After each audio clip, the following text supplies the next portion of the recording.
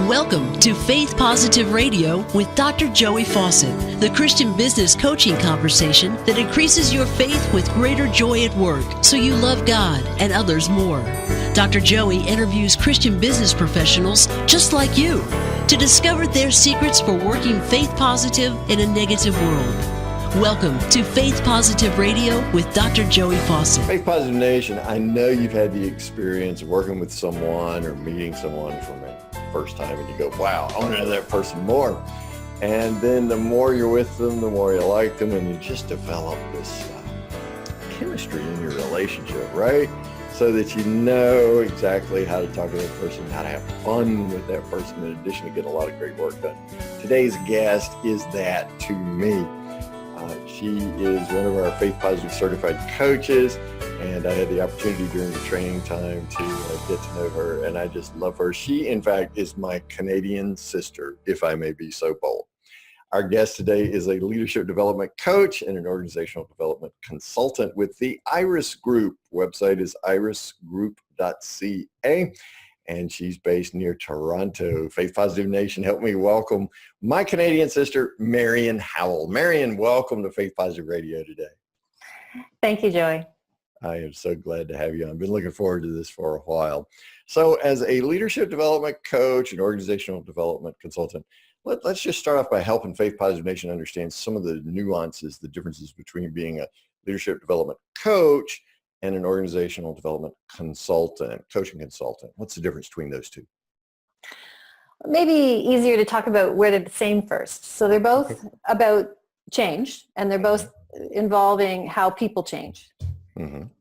As a leadership development coach, I'm focused on the individual, where I'm trying to understand how to elevate the performance of the leaders that I'm working with. As an organization development consultant, I'm aware of how to move larger groups of people or teams through a change process where there may be widely varied responses. And so bringing best practices of organizational change allows those change initiatives to be as successful as the executives would want them to be. Mm. And so the responses vary greatly in an organization when change is introduced. What kind of, the gamut of responses to change, what does that look like? Partly because of the sector I'm in. And I do a lot of work in hospitals and children's aid societies. I've supported the amalgamation of a number of children's aid societies here in Ontario, Canada. And you will see a range of responses according to, I think, what people's personalities and how they experience change. So you're going to have a bell curve distribution where there's your early adopters and the keeners that really love change and it makes sense to them and they can't wait to get started. Right. And you've got the people I call them the back end of the bell curve, who, if it ain't broke, don't fix it and don't make me work that hard. And they don't want to really get involved. And then there's the groups in between.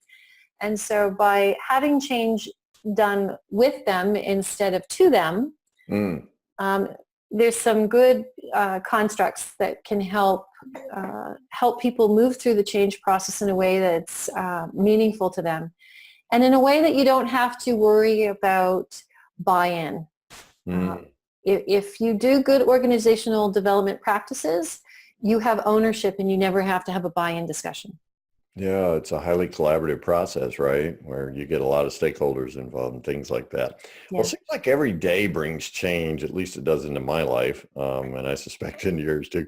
Some of it's invited and proactive, but most of it is uninvited, and it just happens. It seems to me that's a great place for your faith positive work style to enter in. How does your faith enter into your work in organizational development, change, and leadership development? It's completely ingrained and holistic. There's nothing I can do apart from my faith and trust in God.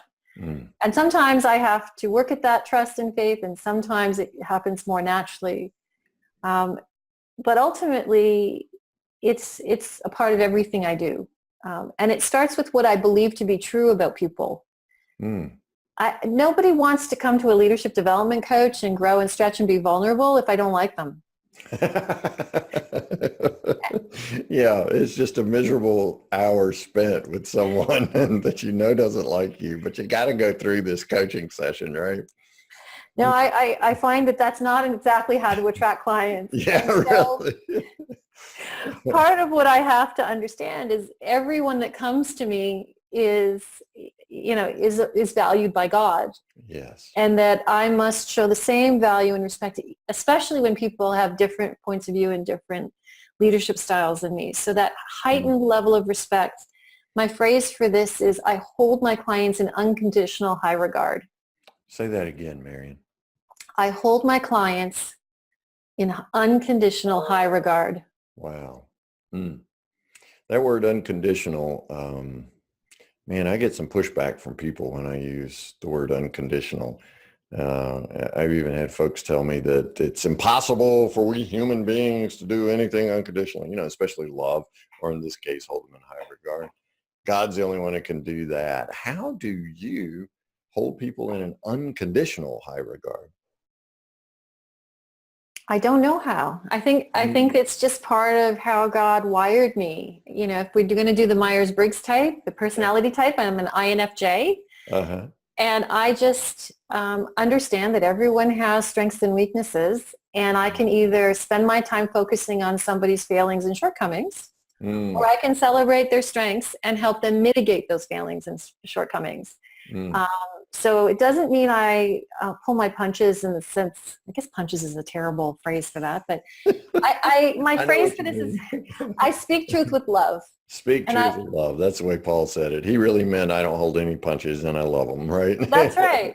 And so I find that I have the ability to tell people some simple, observable truths, but because they're said in kindness and they're said in their best interest, even if someone's a little annoyed with me at first, I can't imagine as we're punching through denial, most of the time they understand that I'm there in service of them. So I know my role is to serve, and so that's how God shows up. God shows up in my practices. Every day I wake up in the morning and ask the question, who do I serve today, and how do I make a difference in your name? Even if clients don't know. Many of my clients are not faith-based, and so they may not know where they are experiencing the positivity from, and yet I'm also ready to answer the question if they ask. Often they don't, because it's all about them, but yeah. I also find that God shows up because I work alone. I know I'm called the Iris Group, and I'm starting to rue the day. We called ourselves the Iris Group. The intention around being called a group is that we assemble just-in-time teams. And so if you have a project and I can't fulfill it individually, I'll pull other self-employed practitioners into the job, and that's the group part of it. But I work solo. And so when I'm noticing that business is a little bit slight and the forecast is a little bit dim, I pray. And I'm like, okay, Lord, you know my forecast. Send me the business you want. And it's almost shocking how it usually happens the same day I'll get some kind of lead or some kind of inquiry, or the next day. It's actually shocking how reliable prayer is when I'm talking about business development, because I don't advertise and I don't market. Okay, so you don't advertise, you don't market, but it's shocking how effective prayer is as a business development tool. It's, my late husband would say, when we were first starting out and he was teaching me the ropes, he would always repeat the same phrase over and over again.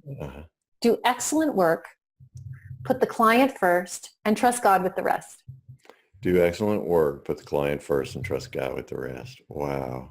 Yeah. Wow. Trust God with the rest. That's a challenge sometimes.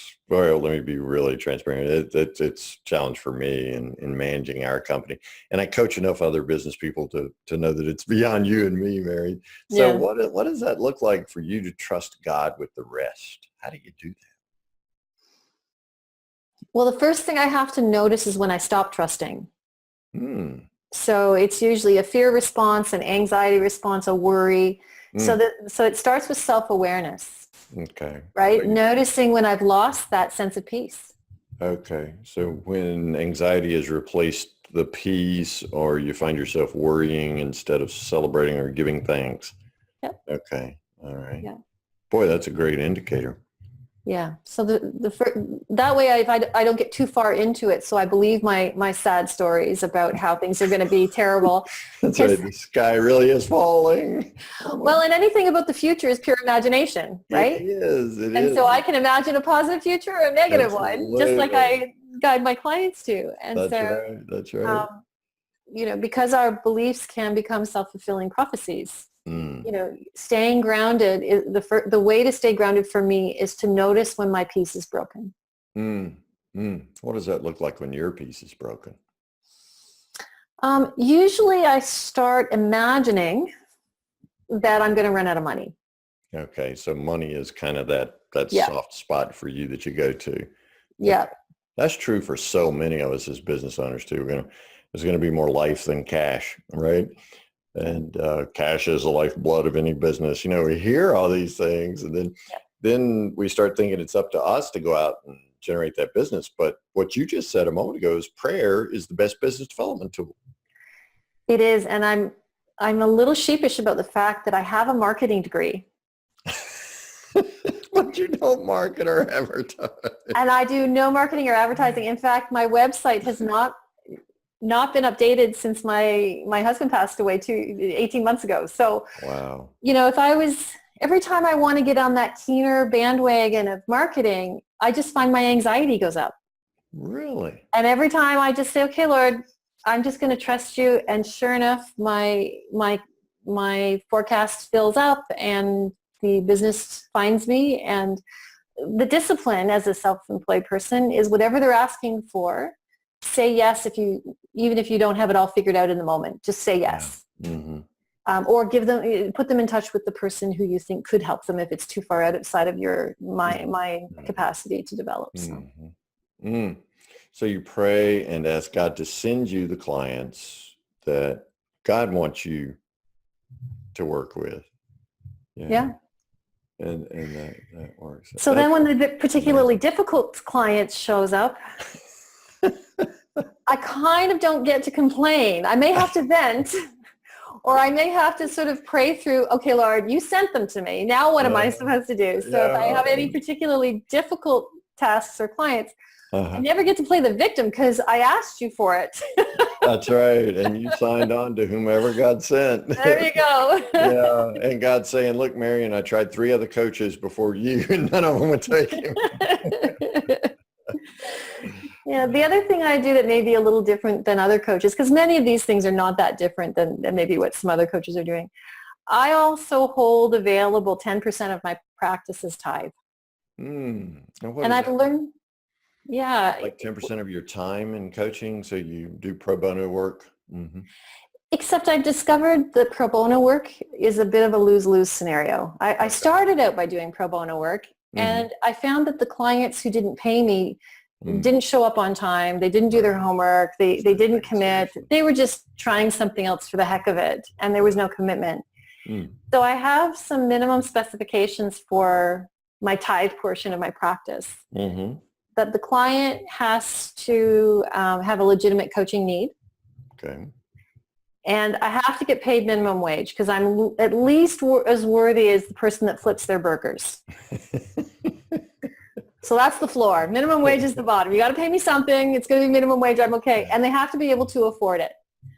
So I don't ever want to hear that somebody didn't book a call because they didn't think they could afford it. So go away and figure out your numbers and actually think about it rather than just something off the top of your head.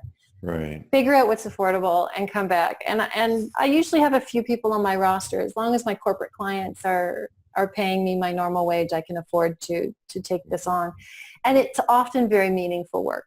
Share with us one of those cases in which you were doing the tithing work and it proved so meaningful. Oftentimes they're younger people that are early in their career that are high potentials. And they're ready to take their career seriously, and they've got real talent, and they're stuck somehow. I don't find I do well with clients that lack motivation. I find that a stuck client is far preferable than an apathetic client. Mm. Because Mm. apathy is tough to beat. It's hard to overcome when there's no motion, right? Yeah. If there's some motion, we can redirect, right? But if Yes. there's no motion, Yeah. desire to move, why are you coming for coaching, right? Yeah. Yeah. Well, frustration is the best thing, because frustration means that the foot, I use the metaphor of driving, the foot's on the gas and the brake at the same time. And usually people think they need more gas. And usually what needs to happen, especially with these young high potentials, is they don't understand that they're holding themselves back in some way. Mm. Mm. And if I can just help them shift their mental models, their beliefs, or their assumptions, or their self-awareness, and get the foot off the brake, Mm-hmm. then I just get to sit back and marvel. Zoom, zoom, right? Yeah. There they go. Well, what are some of the factors that you see that are causing, particularly faith factors, that are causing these high potential young people to keep their foot on the brake? What do you see them struggling with? Oftentimes it's confidence. Mm. So I find that these younger emergent leaders, we do confidence work. Mm-hmm. Sometimes there's an assumption or a belief about how it's supposed to be. And when there's a should and it's not real, closing the gap between, as soon as we use the word should, there's a gap between reality and what's going on inside someone's head. So when we close that gap between how someone thinks something should be and how it really is, that causes them to be able to make cogent decisions that are integrated, that make sense and move forward. Yeah. Where does that should come from? Well, I think it's coming from down under, but I don't mean Australia. Yeah, it really is. Can I call it a satanic force? Yeah, I try not to get too hung up on, there's evil all around us, but we are in a fallen state, and it's a broken have our world. inner critic. It is a broken world, and we ourselves are broken. And so helping a young person become self-aware and be able to understand that they can choose their thoughts don't choose them, and be more mindful about, do I really believe that's true, and is it working for me? Because any beliefs that aren't working for you, I give you permission to let go of. Boy, that's powerful. And it seems that you're talking about high potential young people. One of just the way God created us, one of the rites of passage or developmental stages, whatever we're going to talk about, going from adolescence into adulthood, is that young adulthood's tough because you're keeping some things that work for you that you've inherited, so you begin to own them. But there's some other stuff that's coming to young adulthood with you that just really needs to be flushed, right? Yeah. So I hear you saying you're giving these high potential young people permission to sift through. And if confidence is it's really more about God confidence than self-confidence, right? Because of this broken world. And so you give them opportunity to sift through it and permission to move forward with what works. Yeah. That's an amazing blessing that you're giving to these high potential young people. You mentioned cash flow. I'm thinking about challenges now, Mary. You mentioned cash flow earlier as a business owner. What are some of the other challenges that you face in your work? Yeah, the work, I'm going to say I'm blessed because I think I was born to be doing this work. And I find that the work itself is a joy, and it adds to my day. It doesn't take away. So I actually don't have other challenges. The challenges for me have been being able to continue to do the work when my personal life has had such difficulty in the last few years. So I've mentioned that my husband passed away 18 months ago, and he and I were business partners for about a decade, and I learned from the best.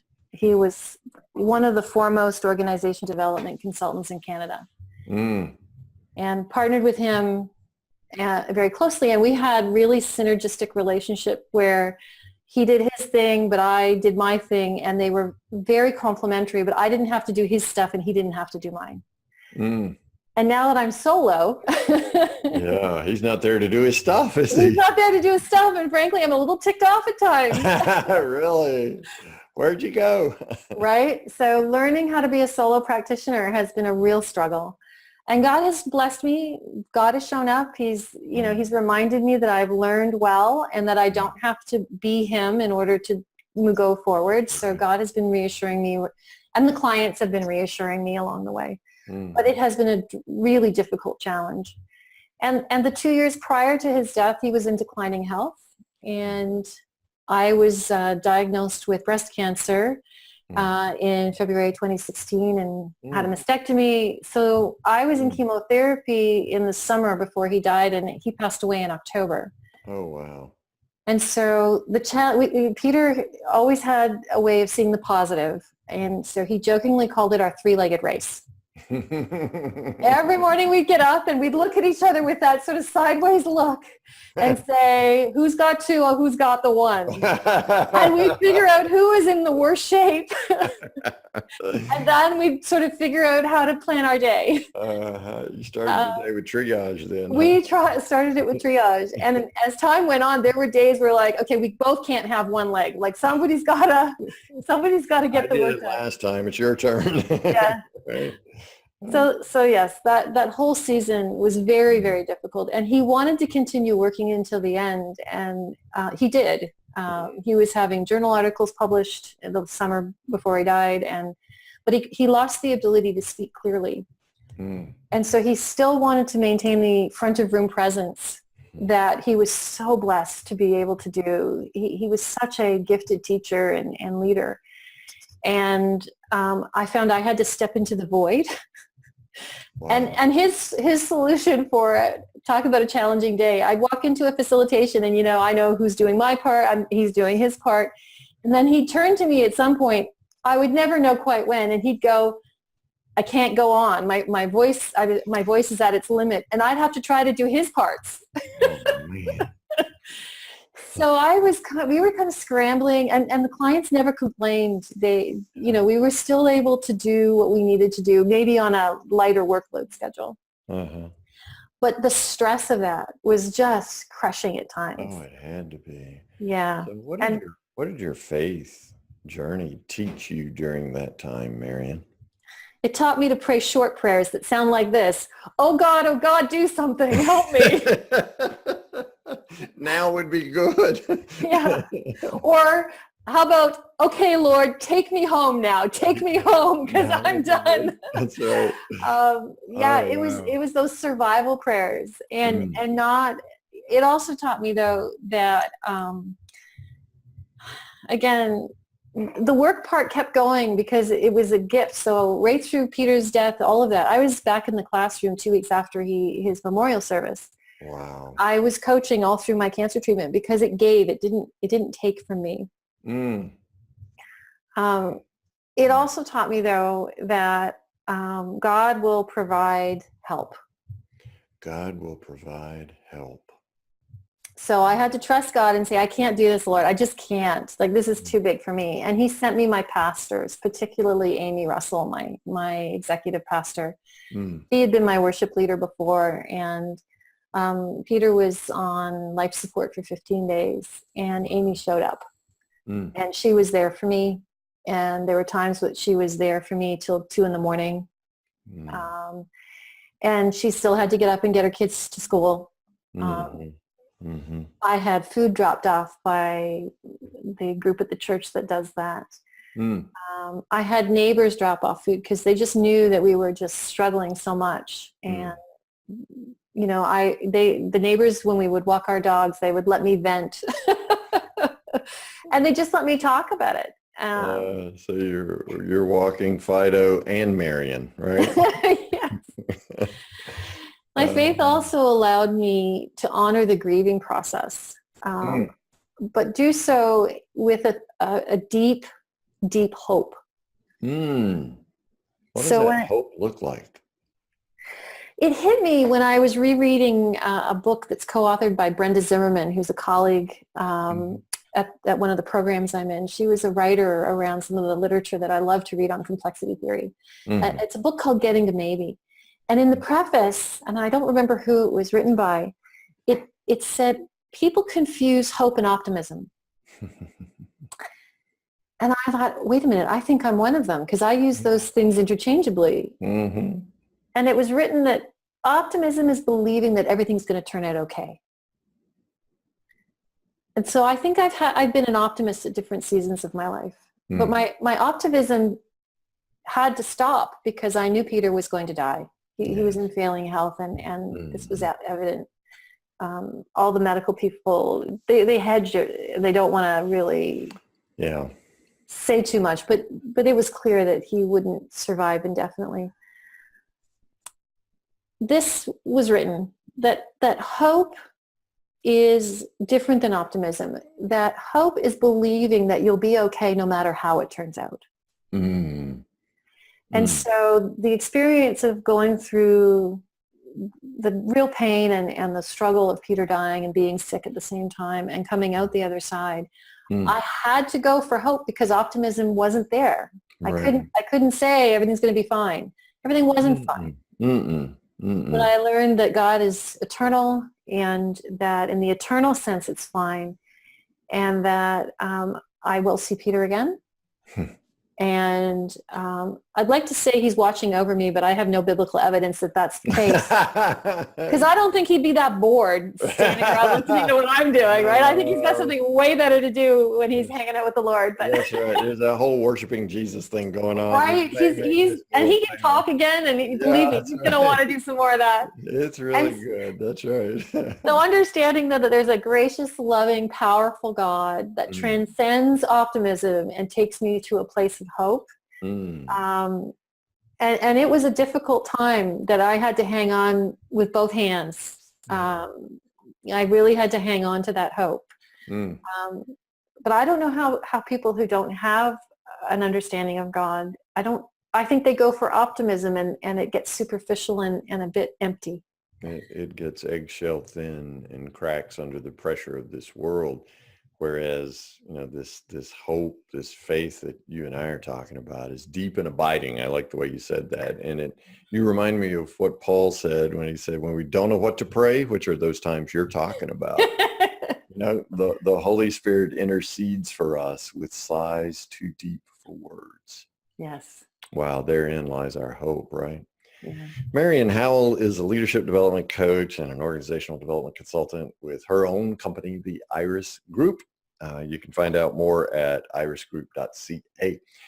Marion, Faith Positive Nation always wants to know from our guest about a favorite Bible passage or favorite Bible verse. And you'll notice that those are both singular designations, passage and verse. But I've just got this feeling, knowing you as well as I do, that maybe you want to share more than one. Yeah. I don't really memorize scripture all that well, but I do internalize it. That's important, right? I don't think of having a favorite verse. I think of having a connection to scripture when I have a particular issue. So when I'm worried and worry starts to take over, I go to Matthew's awareness that, if the birds and the lilies have got it straight, copy the birds and the lilies. They don't have to worry. They live and they die, and it's all fine. That's right. They're taken care of the whole way, right? When I'm having trouble because I think there's unhealthy boundaries, that something's going sideways, I go to the whole cast not thy pearls before swine concept. It's one of my go-tos. I know, one of mine too. I ask myself on a regular basis, Joe, are you casting pearls before swine? There we go.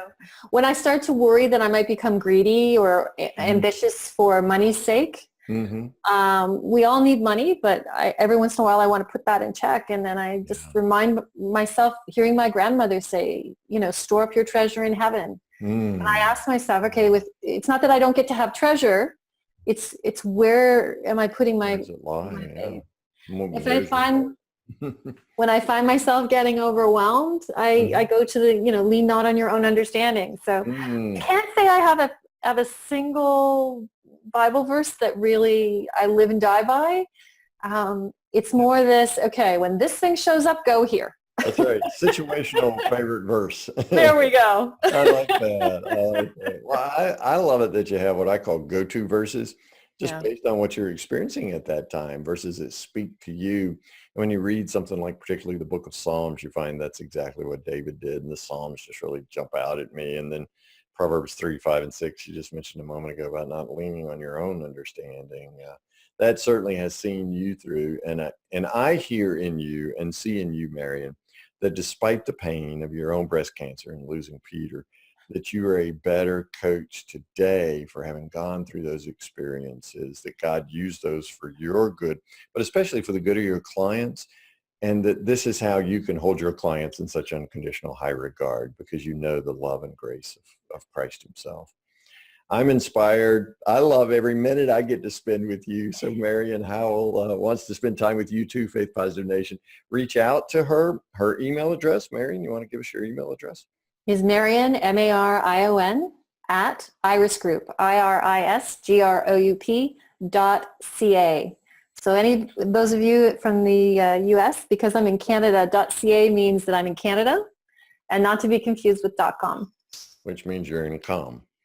Which means you're anywhere, because the com was your first one, but yes. That's right. That's right. I love it. I love it. Well, Marion, thank you for being my Canadian sister. Faith Positive Nation, you know now why I hold in such unconditional high regard Marion Howell. You want to get to know her too, go to her website, irisgroup.ca. Email her at Marion, that's with an O, at irisgroup.ca. Marion, I thank you so much, and I pray God's blessings on you and your company, the Iris Group, and just pray that all your dreams and your heart's desires will be fulfilled by God this very day. Thank you. Thanks for listening to Faith Positive Radio, the Christian business coaching conversation that increases your faith with greater joy at work so you love God and others more. Suggest guests and ask questions when you email Dr. Joey at info@getpositive.today. And be sure to get your free gift of the 5 positive business conversations to have today coaching program at getpositive.today. Until next time, may God bless you with everything your heart can hope for and more than your mind can imagine.